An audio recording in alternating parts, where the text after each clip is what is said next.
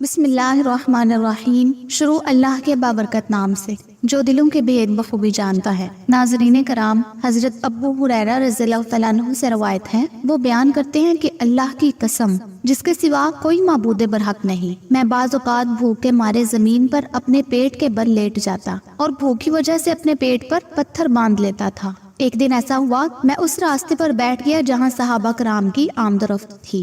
حضرت ابو بکر صدیق رضی اللہ تعالیٰ عنہ وہاں سے گزرے تو میں نے ان سے کتاب اللہ کی ایک آیت کے متعلق پوچھا۔ میرے پوچھنے کا مقصد یہ تھا کہ وہ مجھے کچھ کھلائیں پلائیں، لیکن وہ بغیر کچھ کیے وہاں سے چل دیے۔ پھر حضرت عمر بن خطاب رضی اللہ تعالیٰ عنہ میرے پاس سے گزرے تو میں نے ان سے بھی قرآن مجید کی ایک آیت کے متعلق دریافت کیا، اور دریافت کرنے کا مطلب صرف یہ تھا کہ وہ مجھے کچھ کھلائے پلائیں، لیکن وہ بھی کچھ کیے بغیر چپکے سے گزر گئے۔ ان کے بعد ابو القاسم صلی اللہ علیہ وآلہ وسلم میرے پاس سے گزرے۔ آپ صلی اللہ علیہ وآلہ وسلم نے جب مجھے دیکھا تو مسکرا دیے، میرے چہرے کو آپ نے تاڑ لیا اور میرے دل کی بات سمجھ گئے۔ پھر آپ نے فرمایا، اے ابو ہریرہ، میں نے کہا اللہ کے رسول میں حاضر ہوں۔ آپ نے فرمایا میرے ساتھ آ جاؤ۔ چنانچہ جب آپ چلے تو میں بھی آپ کے پیچھے ہو لیا۔ آپ گھر کے اندر تشریف لے گئے۔ پھر میں نے اندر آنے کی اجازت مانگی تو آپ نے مجھے اجازت دے دی۔ جب آپ اندر گئے تو آپ کو ایک پیالے میں دودھ ملا۔ آپ نے پوچھا، یہ دودھ کہاں سے آیا ہے؟ اہل خانہ نے کہا، یہ فلاں مرد یا عورت نے آپ کے لیے تحفہ بھیجا ہے۔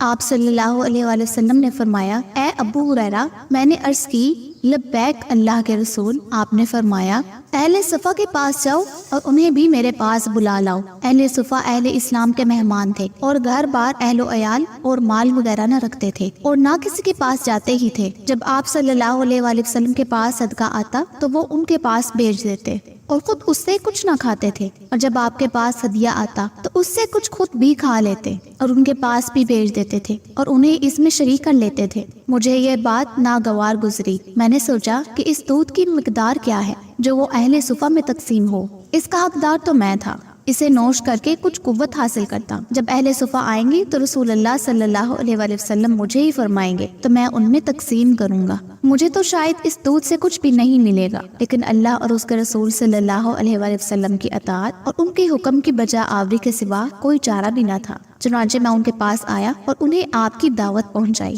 وہ آئے اور انہوں نے اندر آنے کی اجازت مانگی تو انہیں اجازت مل گئی۔ پھر وہ آپ کے گھر میں اپنی اپنی جگہ پر پروکش ہو گئے۔ آپ نے فرمایا، اے ابو ہریرہ، میں نے عرض کی، لبیک اللہ کے رسول۔ آپ صلی اللہ علیہ وآلہ وسلم نے فرمایا، پیالہ لو اور سب حاضرین کو دودھ پلاؤ۔ میں نے وہ پیالہ پکڑا اور ایک ایک کو پلانے لگا۔ ایک شخص جب پی کر سیراب ہو جاتا تو مجھے پیالہ واپس کر دیتا، پھر میں دوسرے شخص کو دیتا، وہ بھی سیر ہو کر پیتا، پھر پیالہ مجھے واپس کر دیتا۔ اسی طرح تیسرا پی کر پھر پیالہ مجھے واپس کر دیتا، یہاں تک کہ میں نبی کریم صلی اللہ علیہ وآلہ وسلم تک پہنچا، جبکہ تمام اہل صفا دودھ پی کر سیراب ہو چکے تھے۔ آخر میں آپ صلی اللہ علیہ وآلہ وسلم نے پیالہ پکڑا اور اپنے ہاتھ پر رکھ کر میری طرف دیکھا اور مسکرا کر فرمایا، میں نے عرض کی، لبیک اللہ کے رسول۔ فرمایا، میں اور آپ باقی رہ گئے ہیں۔ میں نے کہا، اللہ کے رسول، آپ نے سچ فرمایا ہے۔ آپ نے فرمایا، بیٹھ جاؤ اور اسے نوش کرو۔ چنانچہ میں بیٹھ گیا اور دودھ پینا شروع کر دیا۔